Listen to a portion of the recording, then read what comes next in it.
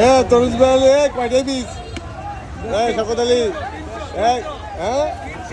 বাবুরা এখানে তিনশোটা বীজ বস্তা হইল নাকি মবি ভাই তো কয়টা রাখবি মবি ভাই তো কয়টা রাখছি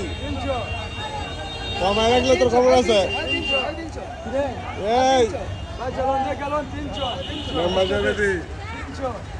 কয়টা দামেছেন মেম্বার সাহেব তরমুজ আজ তো হস্ত হয়েছে কেমন হয়